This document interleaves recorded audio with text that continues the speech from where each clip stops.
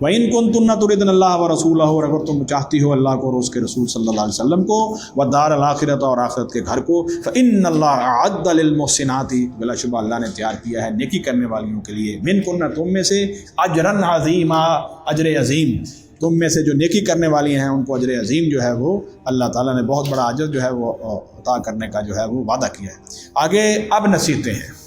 अब ये सारी नसीहतें हैं कि देखिए आप सारी उम्मत के लोगों के लिए रहनुमा हैं, उम्मत की औरतों के लिए भी उम्महातुल मोमिनीन रहनुमा हैं, उम्मत के मर्दों के लिए भी रहनुमा है। बल्कि आता नहीं है, हदीस के अंदर आता है कि एक वक्त में सैयदा आयशा रज़ी अल्लाह अन्हा के हुजरा के बाहर 70 ज़्यादा से ज़्यादा सहाबाए कराम मसाइल पूछने के लिए बैठे होते थे, ताबईन। और ये सैयदा आयशा रज़ी अल्लाह अन्हा से नबी सल्लल्लाहु अलैहि वसल्लम की अहादीस पूछने के लिए, आपके हालात पूछने के लिए सहाबाए कराम बैठे होते थे, बड़ी दूर दूर से सफ़र करके आते थे। तो अब नसीहतें शुरू हो गई। या निसा नबी, या नबी सल्लल्लाहु अलैहि वसल्लम की बीवियों, मैं याति मिनकुन्ना बिफाहिशतिन मुबय्यनतिन, जो कोई करेगी तुम में से बिफाहिशतिन, कोई बुरी हरकत, मुबय्यनतिन, वाज़ेह। ये फाहिशा का लफ्ज़ जो है ये सिर्फ बेहयाई पे नहीं बोला जाता, किसी भी बड़े गुनाह को जो है वो फोश कहते हैं। कोई भी बड़ा कबीरा गुनाह जो है वो फोश के ज़िम्मे में आता है, इसमें बेहयाई भी शामिल हो जाती है। तो फरमाया कि अगर कोई वाज़ेह कोई बुरी हरकत या बड़ी हरकत जो है वो तुम ए नबी सल्लल्लाहु अलैहि वसल्लम की बीवियों तुमसे अगर सरज़द हो गई, युज़ाअफ़ लहल अज़ाबु ज़िअफ़ैन, तो दुगना कर दिया जाएगा लहा, उसके लिए अल अज़ाब, अज़ाब को ज़िअफ़ैन दोहरा। क्यों? आपकी शान बड़ी है, आपका दर्जा बड़ा है। कहते हैं ना, ये बात सुनने वाली है, आमों की नेकियां, आम लोगों की नेकियां खास लोगों की खताएं होती हैं। ये मुहावरा भी है, अहले सूफिया का भी एक कौल इस तरह का मौजूद है कि जितने आदमी का दर्जा ज़्यादा हो, ख़ास हो, उसकी नेकियां, क्या अल्लाह के रसूल सल्लल्लाहु अलैहि वसल्लम की नमाज हमारे जैसी थी? क्या अबू बकर रज़ी अल्लाह अन्हु की नमाज हमारे जैसी थी? हमारी जो नेकियां हैं, अगर उस लेवल की नेकियां वो करें तो उनके लिए क्या हो गई? बुराइयां ही हैं, क्योंकि हमारी नेकियों के अंदर वो क्वालिटी नहीं है, उतना इखलास नहीं है। अल्लाह ताला पैदा करे, ठीक है कि नहीं? अच्छा, इसी तरह ही हदूद हरम के अंदर अगर कोई आदमी बुराई करता है तो हदूद हरम से बाहर बुराई के बदले में बहुत बड़ा गुनाह है, बहुत बड़ा गुनाह। इसलिए सहाबाए कराम रिज़वानुल्लाह अलैहिम में इनकी अक्सरियत हदूद हरम में घर लेकर रहने के खिलाफ थे। सहाबा रहते ही नहीं थे हदूद हरम में, उम्रा किया, हज किया, बाहर रहते थे। इस डर की वजह से कहीं को बात ज़बान से गलत का निकल जाए, कहीं को बात ऐसी ना हो जाए कि हदूद हरम के अंदर जो है वो गलती बन जाए और वो हमारे लिए जो है वो बायस नुकसान हो जाए। बात आप समझ रहे हैं? वक्त, जगह, शख्सियत, बाद औकात ऐसे होते हैं जिन औकात के अंदर जो है वो बाज, क्यों भी बेटे, बाद औकात ऐसे होते हैं कि उन औकात के अंदर की जाने वाली गलती जो है वो बहुत बड़ी हो जाती है। जैसे लैलतुल कद्र की रात है, अल्लाह माफ़ करे, लैलतुल कद्र की रात में अगर आपसे गलती हो और आप जानबूझकर करें तो कितना गुनाह होगा? आम रातों से बहुत ज़्यादा। जिस रात की फजीलत ये है कि उस रात की इबादत जो है वो 1000 महीनों से अफजल है, तो बुराई कहाँ पहुँचेगी? अल्लाह माफ़। अच्छा, इसी तरह यौमुल अरफा, अरफा के दिन, जिस दिन अल्लाह रब्बुल इज़्ज़त आसमान दुनिया पे वाहिद दिन है, बाकी रातों में अल्लाह रब्बुल इज़्ज़त तशरीफ़ लाते हैं रात के आखिरी हिस्से में, और अरफा वाले दिन को अल्लाह रब्बुल इज़्ज़त आसमान दुनिया पर तशरीफ़ लाते हैं और लोगों को माफ़ियाँ अता करते हैं। हत्ता कि हदीस में ये अल्फाज में मौजूद है कि जिसने हुकूकुल इबाद भी अगर पामाल किए हैं, वो भी अगर किसी से ऐसे जुल्म भी हो गया है, दिल की गहराइयों से माफ़ी मांग ले कि आइंदा से ये नहीं करूँगा, अल्लाह रब्बुल इज़्ज़त ने इस दुआ को भी कबूल कर लिया था। आपको पता है, अल्लाह के रसूल सल्लल्लाहु अलैहि वसल्लम ने रात को दुआ की, जवाब नहीं आया, 9 तारीख गुजर गई, मुज़दलिफ़ा के बाद जब आप फजर की नमाज आपने पढ़ाई है तो अल्लाह के रसूल सल्लल्लाहु अलैहि वसल्लम हंस पड़े, खुश हुए। सहाबाए कराम कहने लगे, या रसूलल्लाह, अल्लाह आपको इसी तरह खुश रखे, हंसाता रखे, आप फजर की नमाज के बाद इस तरह कभी हंसे नहीं, आज हंसे। फरमाया, मैंने अरफा के मैदान में जो कल दुआ की थी, जबरील अलैहिस्सलाम अब मुझे बता के गए हैं कि अल्लाह ने वो भी कबूल कर ली है। अल्लाह फरमाते हैं, मैं मज़लूम को अपनी तरफ से दे के राज़ी कर लूँगा, ज़ालिम को भी माफ़ कर दूँगा, बशर्ते कि वो यहाँ आकर खलूस दिल से तौबा करे। ये अरफा के दिन का ये इतनी बड़ी फजीलत है, तो अल्लाह ने ये भी दुआ जो है वो कबूल कर ली।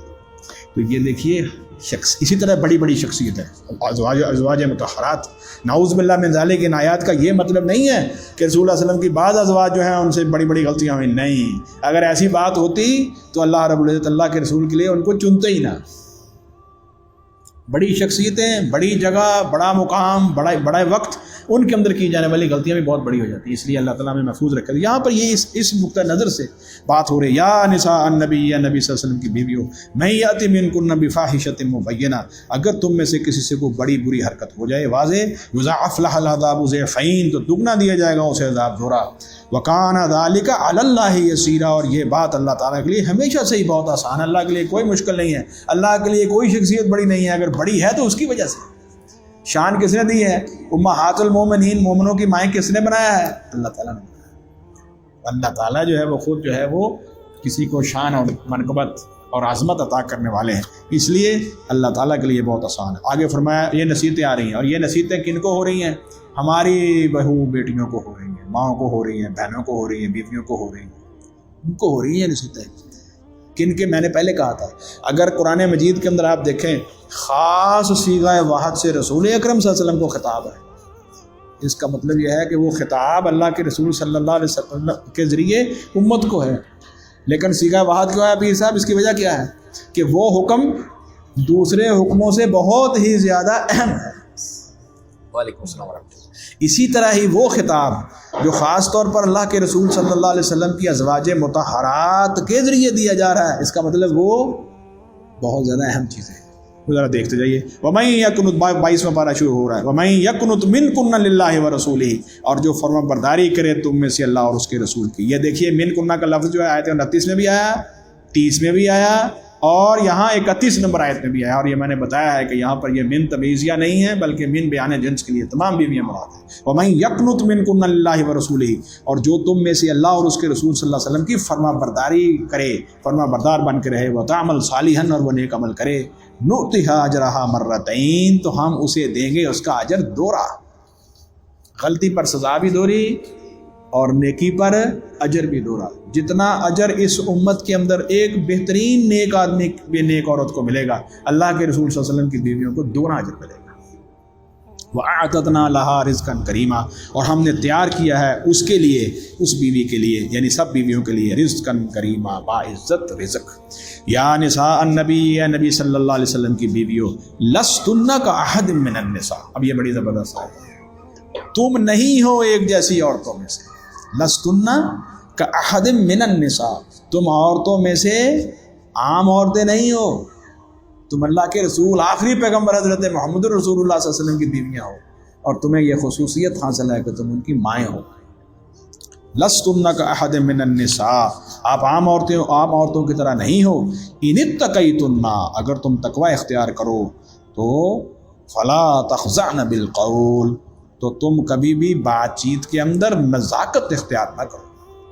آپ سے لوگ آئیں گے ملنے کے لیے، آئیں گے نبی صلی اللہ علیہ وسلم کی امت میں سے ہی، اور امت میں سے جو بھی آئیں گے وہ کون ہوں گے؟ آپ کی روحانی اولاد ہی ہوگی نا.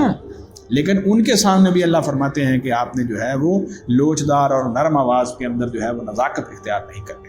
فلا تخضعن بالقول، تو تم جو ہے وہ بات چیت کے اندر نزاکت اختیار نہیں کرو گے. ایسا کہیں نہ ہو فیطمع الذی فی قلبہ مرض، تو کوئی شخص جس کے دل کے اندر روگ ہو، منافقت ہو، وہ کہیں نہ کہیں کوئی طمع اور لالچ دل کے اندر پیدا نہ کر لے. کیونکہ اللہ کے رسول صلی اللہ علیہ وسلم کی اس امت کے اندر اگر خالص مومنین مسلمان ہیں تو منافقین کا ٹولہ بھی تو تھا. مرض وہ بھی تو آ سکتے تھے. تو فرمایا ان کے سامنے تم نے جو ہے وہ لوچدار اور نزاکت کے اندر بات چیت نہیں کرنی. کہیں ایسا نہ ہو کہ جس کے دل کے اندر روگ ہے وہ کوئی طمع پیدا نہ کر لے. وَقُلْنَ قَوْلًا مَّعْرُوفًا، دیکھیے بیلنس، توازن. ایک طرف اتنی نرم آواز عورت جو ہے وہ دوسروں جو ہے وہ غیر مرد سے اختیار نہ کرے کہ اس کے دل کے اندر جو ہے وہ کہیں کوئی روگ اگر ہو تو وہ کوئی جو ہے وہ اس کی طرف میلان پیدا نہ کر لے، اور دوسری طرف اتنی بھی وہ سخت نہ ہو جائے کہ اس کے اندر جو ہے وہ محسوس ہو کہ یہ کہ بد اخلاقی ہے. اللہ فرماتے ہیں نہیں، وَقُلْنَ قَوْلًا مَّعْرُوفًا، اور تم ان سے بات کون سی کہو گی؟ معروف بات کہو گی. بات ایسی نرم بھی نہ ہو اور بات اتنی سخت بھی نہ ہو کہ بد اخلاقی میں آ جائے. کون سی بات کرو گے؟ جو معروف بات ہے، بہترین بات ہے. اور پھر اگلا حکم وَقَرْنَ فِي بُيُوتِكُنَّ، حکم کن کو ہو رہا ہے؟ ہماری بیویوں کو، ہماری بیٹیوں کو، ہماری بہنوں کو، ہماری ماؤں کو ہو رہا ہے کہ نہیں؟ اور ہو کس کے ذریعے ہو رہا ہے؟ نبی صلی اللہ علیہ وسلم کی بیویوں کے ذریعے۔ اس کا مطلب حکم بڑے ہی اہم ہے۔ وَقَرْنَ فِي بُيُوتِكُنَّ، اور تم اپنے گھروں کے اندر ٹکی رہو۔ سیدہ عائشہ صدیقہ رضی اللہ عنہ حضرت عثمان غنی رضی اللہ عنہ کی شہادت کے وقت مدینہ میں موجود نہیں تھی، یہ بات سننے والی ہے۔ آپ مکہ گئی ہوئی تھی، حج کا موقع تھا، پیچھے سے حضرت عثمان رضی اللہ عنہ 18 ذی الحج کو شہید کر دیا گیا۔ تو سیدہ عائشہ رضی اللہ عنہ کو جب یہ خبریں پہنچی تو آپ کا دل اتنا زیادہ غمگین اور اتنا آپ کو ملال ہوا کہ آپ نے فرمایا کہ یہ ایک خلیفہ راشد کو مدینہ منورہ کے اندر شہید کر دیا گیا اور امت محمدیہ صلی اللہ علیہ وسلم خاموش بیٹھی رہے۔ تو اس جذبہ خیر کے ساتھ حضرت عائشہ رضی اللہ عنہ جو نکلی اور انہوں نے حضرت علی رضی اللہ عنہ سے یہ مطالبہ کیا کہ آپ ان کے جو ہے وہ قاتلوں سے بدلہ لیں۔ تو بہرحال حضرت علی رضی اللہ تعالیٰ عنہ چونکہ مدینہ سے وہاں عراق کی طرف چلے گئے تھے تو راستے میں ان کی ملاقات ہو گئی۔ جب راستے کے اندر ان کی ملاقات ہو گئی تو حضرت عائشہ رضی اللہ تعالیٰ عنہ جو ہیں ان سے حضرت علی کی جنگ سے پہلے ملاقات ہو گئی تھی، اور انہوں نے کیا کہا کہ اماں جان آپ جو ہیں وہ کس طرح ادھر آئی ہیں، تشریف لائی؟ انہوں نے کہا میرا یہ مطالبہ ہے، میں یہ سمجھتی ہوں کہ حضرت عثمان غنی رضی اللہ عنہ کی شہادت جو ہوئی ہے یہ مظلومانہ شہادت کے اوپر جو لوگ اس کے اندر ملوث ہیں ان سے جو پورے کا پورا حکومت جو ہے وہ ان سے بدلا دے، ان کو جو ہے وہ انصاف کے کٹہرے میں لائے۔ علی رضی اللہ عنہ نے کہا کہ جیسے ہی حالات بہتر ہوتے ہیں میرا پہلی جو ہے وہ ترجیح یہی ہوگی۔ تو یہ فیصلہ ہو گیا اور یہ معاملہ ختم ہو گیا، اور اگلے دن یہ فیصلہ ہوا کہ علی رضی اللہ تعالیٰ عنہ نے باقاعدہ لوگوں کو مقرر کر دیا کہ اماں جان کو آپ بھیجیے وہاں پر مدینہ منورہ میں سیف اینڈ ساؤنڈ کسے کہتے ہیں نا، بہترین احتیاط کے ساتھ جو ہے ان کو وہاں پر پہنچائیے۔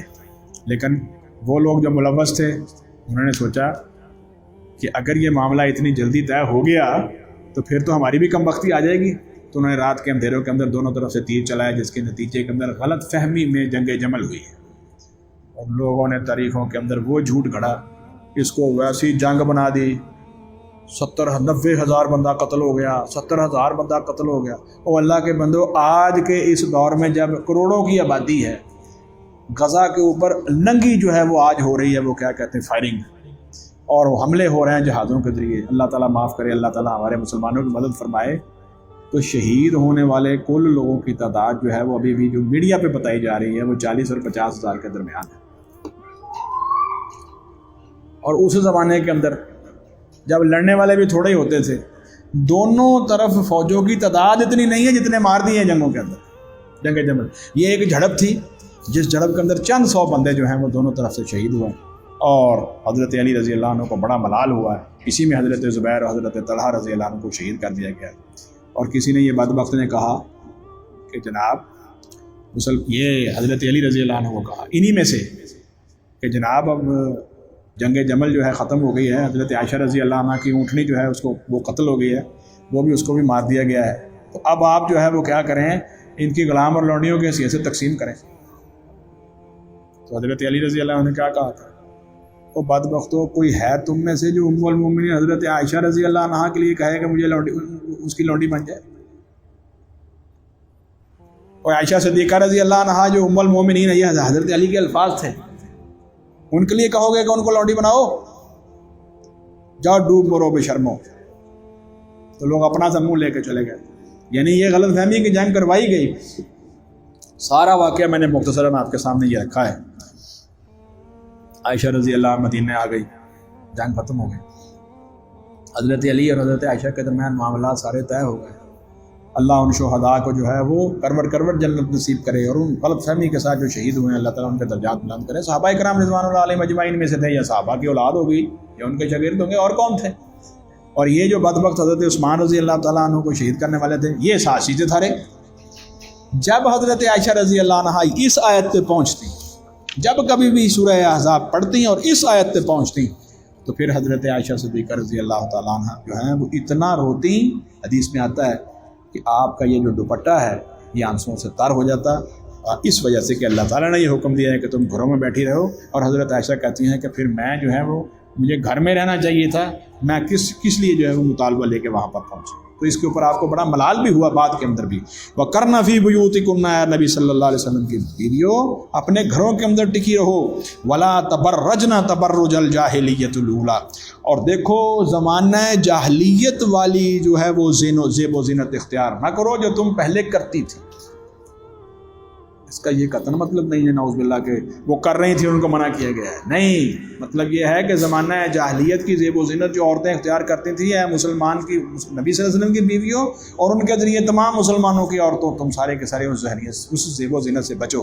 اس کا مطلب آج اگر عورت جو ہے بے پردگی کے ساتھ ہیں جی اور ایسے لباس کے ساتھ جو نیمریاں ہو جاتی ہے تو وہ اللہ تعالیٰ کے ہاں کیا ہے، وہ کوئی تہذیب والی عورت نہیں ہے، اور ایسا کوئی معاشرہ مہذب معاشرہ نہیں ہے، بلکہ جاہلیت کے اوپر مبنی معاشرہ ہے. اللہ رب العزت اس معاشرے کو کیا کہہ رہے ہیں؟ جاہلیت والا معاشرہ. وَقَرْنَ فِي بُيُوتِكُنَّ، اور نبی صلی اللہ علیہ وسلم کی بیوی اور تم ٹکی رہو اپنے گھروں میں. وَلَا تَبَرَّجْنَ، اور تم زیب و زینت اظہار نہ کرو. تَبَرُّجَ الْجَاهِلِيَّةِ الْأُولَىٰ، پہلی زمانہ جاہلیت کے زمانے کی جو زیب و زینت تھی اس طرح کی. اور آگے کیا ہے؟ وَأَقِمْنَ الصَّلَاةَ، اور تم قائم کرو نماز. وَآتِينَ الزَّكَاةَ، اور زکوٰۃ ادا کرتی رہو. وَأَطِعْنَ اللَّهَ وَرَسُولَهُ، اور تم اللہ اور اس کے رسول صلی اللہ علیہ وآلہ وسلم کی اطاعت کرو. اب دیکھیے ہمارے ہاں ایک ایسا گروہ بھی ہے اس کو ہضم ہی نہیں ہو رہا، اس کو ہضم ہی نہیں ہو رہی یہ بات کہ اللہ کے رسول صلی اللہ علیہ وسلم کی بیویاں ہی اصل میں اہل بیت ہیں. ان میں سے ایک ایسا آدمی بھی اٹھا ہے، اللہ معاف کرے، انسان شخصیت پرستی کے اندر اپنی خواہشات کی پیروی کے اندر اتنا آگے بڑھ جاتا ہے کہ اس کو اللہ کی کتاب کے اندر بھی شک گزرتا ہے کہ اس کی آیات بدل دی گئی ہیں. نعوذ باللہ. لکھتا کیا ہے؟ کہتا جی یہ جو اگلی آیت ہے انما یرید اللہ لیذھب عنکم الرجس اہل البیت ویطہرکم تطہیرا، یہ آیت علیحدہ اتری تھی جب نبی صلی اللہ علیہ وسلم کے زمانے کے بعد قرآن اکٹھا کیا گیا تو اس آیت کو یہاں زبردستی گھسیڑ دیا گیا ہے. نعوذ باللہ من ذالک. کہو بھائی یہ اللہ کا کلام نہ ہوا، کھیل تماشا ہی ہو گیا. کیوں باؤ جی؟ یہ اللہ کا کلام نہ ہوا، یہ تو نعوذ باللہ کو کھیل تماشا ہی ہو گیا. اور اللہ کا وہ وعدہ کہ ہم نے ہی اس قرآن کو نازل کیا اور ہم ہی اس کی حفاظت کے ذمہ دار ہیں. اللہ فرماتا انا نحن نزلنا الذکر وانا لہ لحافظون. اس کا مطلب یہ ہے کہ اللہ تعالیٰ کا وہ وعدہ بھی ایسے ہی تھا. نعوذ باللہ. غلط فہمی ان کو کہاں سے ہوئی ہے ذرا سنیے. آگے دیکھیے انما، بس. اب انما جو ہے یہ حصر کے لیے ہوتا ہے، آپ کو پتہ ہی ہے. انما جو ہے یہ حصار پر لگا دیتا ہے، دائرہ لگا دیتا ہے. انما اب ان سے ہضم نہیں ہو رہا کہ اگر حصر. اب دیکھیے انما کے اندر کون ہے؟ نبی کریم صلی اللہ علیہ وسلم کی ازواج مطہرات، اور یہ اللہ کے رسول صلی اللہ علیہ وسلم کے اہل بیت میں آپ کی بیویوں کے شامل ہونے پر یہ آیت مبارکہ نص قطعی ہے. نص قطعی سمجھتے ہو؟ یقینی دلیل. انما یرید اللہ، بے شک اللہ، بے بس اللہ تو چاہتا ہے لیذھب، کہ وہ دور کر دے عنکم، تم میں سے، عنکم الرجس، ہر طرح کی ناپاکی کو، ہر طرح کی ناپاکی کو اللہ تعالیٰ دور کر دے. اہل البیت، اے نبی صلی اللہ علیہ وسلم کے گھر والوں. ویطہرکم، اور وہ تمہیں پاک صاف کر دے. تطہیرا، پوری طرح پاک کر دے. یہ سارے احکامات جو نازل کیے گئے ہیں تم نے اللہ اور اس کے رسول صلی اللہ علیہ وسلم کو پسند کر لیا ہے. دنیا کی زیب و زینت چھوڑ دی ہے، دنیا کے مال چھوڑ دیے. یہی بات ہو نا آیت تفسیر. اللہ کے رسول صلی اللہ علیہ وسلم کی ساری بیویوں نے رسول اللہ علیہ وسلم کو پسند کیا اور یہ کہا کہ ہم اسی حالت میں زندگی بسر کریں گے، کہیں اور نہیں جائیں گے. ایسے ہی ہے اللہ فرماتے ہیں. اور باقی احکامات پر عمل کرنے کے یہ سارے احکامات دینے کا مقصد کیا ہے کہ تم اہل بیت نبوت صلی اللہ علیہ وسلم سے اللہ تعالیٰ ہر طرح کی ناپاکی دور کر دے اور تمہیں صحیح طرح سے پوری طرح پاک صاف کر دے. اور کہا پچھلی جو ہے وہ سارے جو ہے وہ طاہر بھائی آپ عربی کے جانتے ہیں ماشاءاللہ، پیچھے بھی سارے کے سارے سیغے جو ہیں وہ مؤنث کے ہیں، آگے سیغے بھی مؤنث کے ہیں، اور یہ آیت مبارکہ جو ہے اس میں مذکر کے سیغے ہیں. انما یرید اللہ لیذھب عنکم الرجس اہل البیت ویطہرکم تطہیرا. بس چاہتا ہے اللہ کہ وہ دور کر دے تم میں سے ناپاکی کو، اہل بیت نبوت صلی اللہ علیہ وسلم. ویطہرکم، اور وہ تمہیں پاک کر دے. تطہیرا، پوری طرح پاک، پوری طرح پاک کر دینا. اب اس کا جواب کیا ہے جناب؟ جواب اس کا یہ ہے بھائی کہ جہاں صرف مرد بیٹھے ہوں وہاں مذکر کے سیغے ہوں گے، جہاں صرف عورتیں ہوں وہاں مؤنث کے سیغے ہوں گے، اور جہاں پہ گھر والے بھی ہوں، گھر والیاں بھی ہوں، اور ان کی اولادیں بھی ہوں وہاں پھر عربی میں قاعدہ ہے کہ مذکر کا صیغہ استعمال ہے۔ آپ بھی ہوں، آپ کی بیوی بھی ہو، آپ کے بچے بھی ہوں، رسول اللہ صلی اللہ علیہ وسلم بھی ہوں، رسول اللہ صلی اللہ علیہ وسلم کی بیویاں بھی ہوں، آپ کی بیٹیاں بھی ہوں، ان کی اولادیں بھی ہوں۔ اور بھائی جب یہ آیات مبارکہ نازل ہوئیں، اللہ کے رسول صلی اللہ علیہ وآلہ وسلم کی 3 بیٹیاں حیات تھیں، حضرت زینب رضی اللہ عنہا، حضرت ام کلثوم رضی اللہ عنہا، حضرت فاطمہ الزہرا رضی اللہ تعالی عنہا۔ صرف ایک بیٹی آپ کی فوت ہو گئی تھی جنگ بدر میں، کون سی؟ حضرت عثمان غنی رضی اللہ عنہ کی بیوی سیدہ حضرت رقیہ رضی اللہ تعالی۔ اب ان کے بیٹے آگے اولادیں ٹھیک نہیں، جناب حسنین کریمین اس وقت تھے، حضرت حسن اور حضرت حسین رضی اللہ تعالیٰ عنہ بھی اس وقت موجود تھے، وہ بھی تھے، اللہ کے رسول بھی تھے، اللہ کے رسول کی بیویاں بھی تھیں، ان کی بیٹیاں اولادیں بھی تھیں، سب کے لیے اللہ نے جمع کا صیغہ استعمال کیا کہ سارے اہل بیت میں آ گئے ہیں۔ اور اس کی دلیل کیا ہے؟ قرآن مجید میں ہی دیکھ لیتے ہیں۔ دوسرے مقام پر آئیے ذرا، سورہ ہود آیت مبارکہ نمبر 73 پہ پہنچیے۔ سورہ ہود جو ہے یہ سورہ یوسف کے بعد سورہ مبارکہ نمبر سورہ یوسف سے پہلے سورۃ مبارکہ نمبر 11 ہے اس کا، اور یہ 12واں پارہ ہے اور آیت مبارکہ نمبر 73 ہے۔ سنیے ذرا، ابراہیم علیہ السلام کے پاس اللہ کے فرشتے آئے، یہ واقعہ آپ کو پتہ ہے بھائی، آیت مبارکہ نمبر 73 پہ پہنچ گئے بھائی، اللہ اکبر۔ یہ رکوع جو ہے وہ چھٹے کے بعد یہ شروع ہو رہا ہے، وَلَقَدْ جَاءَتْ رُسُلُنَا إِبْرَاهِيمَ بِالْبُشْرَىٰ قَالُوا سَلَامًا۔ ترجمہ سناتا جاتا ہوں یہاں سے اور پھر اپنا نتیجہ نکال لیتے ہیں، ٹھیک ہے جی۔ حضرت ابراہیم نے مفہوم سن لیجئے، ابراہیم علیہ السلام کے پاس اللہ کے فرشتے آئے خوشخبری لے کر، انہوں نے کہا سلام، ابراہیم علیہ السلام نے کہا، اس نے اسلام کا جواب دیا، اور جلدی سے ابراہیم علیہ السلام نے ایک بچڑا ذبح کیا، بھنا ہوا بچڑا۔ اچھا جی، ابراہیم علیہ السلام جو ہیں انہوں نے سلام کا جواب دیا اور جلدی جلدی جا کر بچڑا ذبح کر دیا، ان کے سامنے رکھا۔ اب جب ان کے سامنے رکھا تو انہوں نے جو ہے وہ کھایا ہی نہیں، تو ابراہیم علیہ السلام نے دل میں محسوس کیا کہ یہ کیسے مہمان ہیں جو کھانا کھا ہی نہیں رہے۔ اچھا، پھر انہوں نے ساتھ یہ بھی کہا کہ انہوں نے پھر تعارف کروایا کہ جناب ہم تو اللہ کے فرشتے ہیں، ہم آپ کو بشارت دینے کے لیے آئے ہیں اور حضرت لوط علیہ السلام کی قوم کے اوپر عذاب لے کر آئے ہیں۔ اب ذرا سنیے آیت نمبر 71 کے اندر کیا ہے، وَامْرَأَتُهُ، اور ابراہیم علیہ السلام کی بیوی حضرت اسحاق علیہ السلام، حضرت سارہ علیہ السلام، حضرت اسحاق کی والدہ محترمہ، قائمۃ، کھڑی تھی، فضحکت، وہ ہنس پڑی۔ یہ دیکھیے سارے صیغے مؤنث کے آ رہے ہیں، وہاں بھی دیکھیے مذکر کا صیغہ آئے گا، فضحکت۔ قرآن ایک ایسی کتاب ہے جو اپنے ہر سوال کا جواب دیتا ہے۔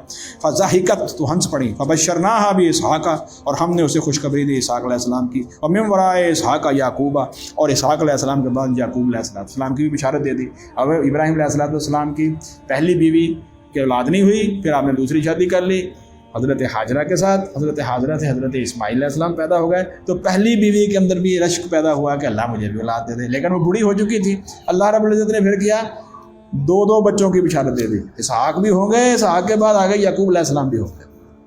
اچھا جی، قالت، انہوں نے کہا، بیوی نے کہا، یا ویلتا، ہائے ہائے کیا ہو گیا، الیدُ، کیا میں بچہ جنوں گی، وانا عجوز، اور میں بڑھیا ہو چکی ہوں، وہذا بالی شیخا، اور میرے خامد بوڑھے ہو چکے ہیں، ان ھذا لشیء عجیب، یہ تو بڑی عجیب بات ہے۔ پہلے اولاد مانگ رہی تھی، اب اللہ رب العزت نے جب یہ بشارت دی ہے تو تعجب کا اظہار کر رہے ہیں۔ قالو، فرشتوں نے کہا، سنتے جائیے ذرا، اتعجبین من امر اللہ، یہ تعجبین جناب عاطف صاحب مؤنث کا صیغہ ہے، کیا آپ تعجب کرتی ہیں اللہ کے حکم سے؟ رحمت اللہ، اللہ کی رحمت ہو، وبرکاتہ، اور اس کی برکتیں ہوں، علیکم، یہ کون سا صیغہ ہے؟ مذکر جمع کا صیغہ ہے، کیوں جی؟ اس میں کون آ گیا پھر؟ سب سے پہلے تو حضرت ابراہیم علیہ السلام کی بیوی حضرت سارہ آ گئی، پھر حضرت ابراہیم خود بھی آ گئے، پھر ان کی آنے والی اولادیں بھی آ گئیں، اسحاق بھی آ گئے، یعقوب بھی آ گئے، یوسف بھی آ گئے علیہم الصلاۃ والسلام۔ جی دیکھیے ذرا، علیکم اہل البیت، یہاں پر بھی اہل بیت ہی ہے، اے اہل بیت، اللہ کی رحمتیں اور برکتیں تم پر ہو، انہ حمید مجید، بلا شبہ وہ انتہائی قابل تعریف اور نہایت بزرگی والا ہے۔ اب ہم کیا کہیں گے کہ پیچھے مؤنث کے صیغے آ رہے ہیں، یہ آیت مبارکہ نعوذ باللہ حضور صلی اللہ علیہ وسلم کے بعد یہاں جڑ دی گئی ہے، یعنی کہ انسان کی جو ہے وہ بعض اوقات خواہشات، دلی خواہشات اور نفسانی خواہشات اتنی بڑھ جاتی ہیں، شخصیت پرستی اتنی بڑھ جاتی ہیں کہ انہیں اللہ کی کتاب کے اندر بھی شک نظر آنا شروع ہو جاتا ہے، نعوذ باللہ۔ اس لیے ہمیں اپنی اصلاح کرنی چاہیے۔ دیکھیے یہاں پر جو جمع کا صیغہ آیا ہے، اس سے مراد اہل بیت سے مراد حضرت ابراہیم علیہ السلام اور آپ کی بیویاں اور ان کی اولادیں مراد ہیں۔ اسی طرح ہی یہاں پر بھی سب سے پہلے یہ کیسے ہو سکتا ہے اولاد اہل بیت میں شامل ہو اور اولاد کی ماں شامل ہی نہ ہو؟ اللہ کے رسول صلی اللہ علیہ وسلم کی بیویاں سب سے پہلے اہل بیت میں سے۔ اب اگلا مسئلہ سنیے، اب اگلا مسئلہ یہ ہے کہ اس کے اندر نبی صلی اللہ علیہ وسلم کی بیویاں، آپ کی بیٹیاں اور ان کی اولادیں، اور خاص طور پر حسنین کریمین علیہم السلام، یہ سارے شامل تھے۔ ایک شخص ایسا ہے، سنو، جس کو اللہ کے رسول صلی اللہ علیہ وسلم نے اپنی دعا کے ذریعے اہل بیت میں شامل کیا ہے۔ وہ کون ہے؟ علی مرتضیٰ رضی اللہ تعالی عنہ۔ اسی لیے امام احمد بن حنبل رحمۃ اللہ علیہ نے اور دیگر امام نسائی رحمۃ اللہ علیہ نے یہ کہا ہے کہ یہ علی رضی اللہ عنہ کے خصائص میں شامل ہے۔ علی رضی اللہ عنہ کے جو دیگر خصائص ہیں کہ اللہ کے رسول صلی اللہ علیہ وسلم نے فرمایا تھا جنگ تبوک کے موقع کے اوپر کہ تمہاری اور میری مثال جو ہے وہ ایسے ہی ہے جیسا کہ ہارون موسیٰ کی مثال اور ہارون علیہ السلام کی مثال۔ آپ پیچھے رہیے جنگ تبوک میں مدینہ والوں کے پاس، میں جنگ پہ جا رہا ہوں، لیکن آپ کا اور میرا رشتہ وہی ہے جو موسیٰ اور ہارون علیہ السلام کا تھا۔ فرق صرف یہ ہے کہ ہارون اللہ کے نبی تھے لیکن آپ نبی نہیں ہیں اور نبوت جو ہے وہ ختم ہو گئی۔ یہ کیا ہے؟ یہ علی رضی اللہ عنہ کے خصائص میں سے۔ اور اسی طرح غدیر خم کے اوپر حضور صلی اللہ علیہ وسلم نے جب محسوس کیا کہ بعض لوگوں نے علی رضی اللہ عنہ کے اوپر بلا وجہ اعتراضات کی ہیں تو آپ نے کیا کہا تھا وہاں پر؟ من کنت مولاہ فہو علی مولاہ، یہ آپ کے خصائص میں سے ہے۔ اسی طرح ہی اس چادر کے اندر جب وہ 9 ہجری کے اندر وہ آئے تھے نجران کے عیسائی اور مبالہ کا جو ہے وہ کہا گیا تھا، تو اس چادر کے اندر اس وقت تو اللہ کے رسول صلی اللہ علیہ وسلم کی بیٹیاں فوت ہو چکی، حضرت زینب بھی فوت ہو گئی تھی اور حضرت ام کلثوم رضی اللہ عنہ بھی فوت ہو گئی تھی، اور حضرت فاطمہ حیات تھی، حضرت فاطمہ الزہرا رضی اللہ عنہ، اور باقی یہ اللہ کے رسول صلی اللہ علیہ وسلم کی ثواب دید ہے۔ وہ مبالہ کے لیے جس کو چاہیں چادر میں لے آئیں، اس میں ہمارا کیا اختیار ہے جی؟ اللہ جانے، اللہ کا رسول جانے، اللہ و رسول عالم، ایسے نہیں ہے۔ اللہ کے رسول صلی اللہ علیہ وسلم نے اس چادر کے اندر جناب فاطمہ الزہرا، جناب حضرت حسن، جناب حضرت حسین، ان کو بھی لے، اور آپ نے حضرت علی رضی اللہ عنہ کو اس کے اندر شامل کیا اور کیا کہا؟ اللہم ہؤلاء اہل بیت، لا یہ میرے اہل بیت۔ تو حضرت علی رضی اللہ تعالیٰ عنہ جو ہیں یہ ان کے خصوصیات میں سے ہیں کہ اللہ کے رسول نے ان کو دعا کے ذریعے جو ہے وہ اہل بیت میں شامل کروایا۔ اللہ تعالیٰ نے آپ کی دعا کو قبول فرمایا۔ امام احمد بن حنبل رحمۃ اللہ علیہ فرمایا کرتے تھے کہ لوگوں، بعض لوگ کہتے ہیں، بعض لوگ ایسے بھی امت میں پیدا ہو گئے ہیں جو کہتے ہیں کہ حضرت علی رضی اللہ عنہ خلیفہ ہی نہیں تھے۔ فرمایا وہ شخص اپنے گھر کے گدھے سے بھی بے وقوف ہے جو علی رضی اللہ تعالیٰ عنہ کو خلیفہ راشد تسلیم نہیں کرتا۔ کس کا قول ہے؟ امام احمد بن حنبل رحمۃ اللہ، اپنے گھر کے گدھے سے بھی بے وقوف۔ اور دوسرا آپ نے فرمایا سنو، تم کہتے ہو کہ علی رضی اللہ تعالیٰ عنہ جو ہے وہ خلیفہ نہیں ہے، خلافت نے علی رضی اللہ عنہ کو زینت نہیں بخشی، علی رضی اللہ عنہ نے خلافت کو زینت بخشی۔ یہ قول حضرت امام احمد بن حنبل رحمہ اللہ کا موجود ہے۔ سمجھ آئی بات؟ تو بھائی ہم لوگ جو ہیں وہ جناب صدیق اکبر، جناب فاروق اعظم، جناب عثمان غنی اور جناب علی مرتضیٰ رضوان اللہ اجمعین کو خلفائے راشدین میں سے مانتے ہیں، اور ہم افراد و تفریط نہیں کرتے۔ اور علی رضی اللہ تعالی عنہ صحابہ کے اندر عشرہ مبشرہ میں سے ہیں، اللہ کے رسول صلی اللہ علیہ وسلم کے داماد ہیں، سابقون الاولون من المہاجرین میں سے ہیں، ائمۃ الہدیٰ میں سے۔ کیوں جی؟ اس سے بڑھ کر کیا چیز ہو سکتی ہے؟ آپ شامل ہیں اہل بیت کے اندر اللہ کے رسول کی دعا کے نتیجے میں۔ اس لیے یہ آیت مبارکہ اپنی جگہ پر جہاں آئی ہے بالکل صحیح آئی ہے۔ اس میں اللہ کے رسول صلی اللہ علیہ وسلم کی ازواج مطہرات، خود رسول اکرم صلی اللہ علیہ وسلم کی ذات مبارکہ، آپ کی بیٹیاں، ان کی اولادیں اور جناب علی مرتضیٰ اس میں شامل ہیں۔ اب سمجھ آ گئی بات؟ انما یرید اللہ لیذھب عنکم الرجس اہل البیت، بے شک بس اللہ تو چاہتا ہے کہ وہ دور کر دے تم سے ناپاکی، اے اہل بیت نبوت صلی اللہ علیہ وسلم، اور وہ تمہیں پاک کر دے، پوری طرح پاک کرنا۔ پھر آگے ایک آخری نصیحت فرمائی ہے، رکوع ختم ہو رہا ہے، وَاذْكُرْنَ مَا يُتْلَى فِي بُيُوتِكُنَّ، اور تم تذکرہ کیا کرو، تم یاد کرو جو پڑھی جاتی ہیں تمہارے گھروں کے اندر، من آیات اللہ والحکمت، اللہ کی آیات اور حکمت میں سے، یعنی قرآن مجید کی آیات مبارکہ جو حکمت سے بھرپور ہیں، یہ تمہارے گھروں کے اندر ان کی تلاوت ہونی چاہیے۔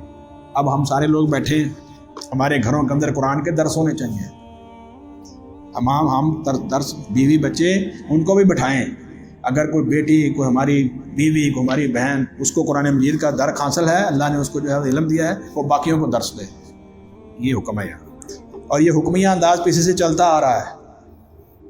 کتنے حکم اللہ تعالیٰ کی ذات نے دیے ہیں. اللہ اس کے رسول کی فرمانبرداری کرو, نیک عمل کرو, تمہیں اس کا دوہرا اجر ملے گا. پھر اس کے بعد تم عام بیویوں کی طرح نہیں ہو, عام عورتوں کی طرح نہیں ہو, اللہ کا تقوی اختیار کرو, نزاکت کے ساتھ گفتگو نہ کرو, اچھی بات کرو, گھروں میں ٹکی رہو, زیب و زینت اختیار نہ کرو, نماز کو قائم کرو, اور زکوٰۃ ادا کرو, اللہ اس کے رسول صلی اللہ علیہ وسلم کی اطاعت اور فرمانبرداری کرو. ان کی برکات سے گھر کے اندر جو ہے وہ کیا ہوگا, گھر سارے کا سارا ایمان سے لبریز ہو جائے گا, نجاستوں سے پاک ہو جائے گا. اور آخری نصیحت وَاذْكُرْنَ مَا يُتْلَىٰ فِي بُيُوتِكُنَّ, اور تم یاد کرو جو پڑھی جاتی ہیں تمہارے گھروں میں, من آیات اللہ والحکمہ, اللہ کی آیات اور حکمت میں سے. جو قرآن پڑھا جاتا ہے اور جو قرآن کی تفسیر اور حضور صلی اللہ علیہ وسلم کی سنت مبارکہ کا تذکرہ ہوتا ہے, اس کو بار بار پڑھ کے سناؤ, اس کو بار بار پڑھ کے سناؤ. ان اللہ کان لطیفا خبیرا. اور بے شک ایک یہاں اور مسئلہ بھی ہے, لیکن ٹائم تھوڑا ہے, اور ایک ایسے بھی ہمارے ہاں پیدا ہو گئے ہیں منکرین حدیث جو کہتے ہیں لو جی یہ اللہ کی آیات کی تو تلاوت ہوگی, یہ حکمت کی تلاوت کیسے ہوگی؟ اگر حکمت سے مراد جو ہے وہ حدیث کہہ دیا جائے, حدیث مبارکہ کہہ دیا جائے, تو حدیث مبارکہ کی تو تلاوت نہیں ہو سکتی. یہ ایسے ایسے لوگ پیدا ہو گئے ہیں جن کے اعتراضات کے جوابات دیتے ہوئے بندہ اصل مضمون سے ہی ہٹ جاتا ہے. اور نہیں بھائیو, یہ حدیث کے لیے, اللہ کے رسول صلی اللہ علیہ وسلم کے اقوال کے لیے, سنت کے اوپر بھی اور قرآن مجید کے اوپر بھی یہ لفظ یتلا کا اسی طرح ہی بولا جاتا ہے. اس کے اوپر پھر میں کبھی انشاءاللہ جب یہ موضوع آئے گا کروں گا کہ یہ لفظ جو ہے یہ یتلا کا صرف قرآن مجید پر نہیں بولا جاتا. قرآن مجید کی تلاوت کے علاوہ جو خاص ہے, جو خاص الخاص ہے, اس کے علاوہ بھی یہ لفظ بولا جاتا ہے. تو فرمایا کہ اپنے گھروں کے اندر جو ہے وہ تم تذکرہ کرو ان آیات مبارکہ کا اور حکمت کی باتوں کا جو تمہارے گھروں کے اندر پڑھی جاتی ہیں. ان اللہ کان لطیفا خبیرا, بے شک اللہ تعالیٰ ہمیشہ سے ہی بہت لطیف, بڑا باریک بھی ہے اور بڑا باخبر ہے کہ تمہارے گھروں میں کیا چل رہا ہے. اللہ تعالیٰ کو تمہارے دلوں تک کے حالات کا پتہ ہے. اللہ رب العزت ہمیں صحیح معنوں میں قرآن حکیم سمجھنے اور اس کا عمل کی توفیق عطا فرمائے. اور اس رکوع کو میں اپنے باقی ساتھیوں سے بھی گزارش کروں گا کہ بار بار اس کو دہرائیے, ریوائز کیجیے. اور جو چیزیں رہ گئی ہیں, جو ہمارے دوست لیٹ ہو گئے ہیں, جس میں من کا تذکرہ, تبعیض کے معنی, اور پھر اسی طرح یہ جو مذکر کی ضمیروں کا مسئلہ تھا, اس کو بھی یہاں پر بیان کر دیا گیا ہے. اللہ رب العزت ہمیں قرآن حکیم سمجھنے اور اس پر عمل کی توفیق عطا فرمائے. سبحانک اللہم و بحمدک, نشہد ان لا الہ الا انت, نستغفرک و نتوب الیک.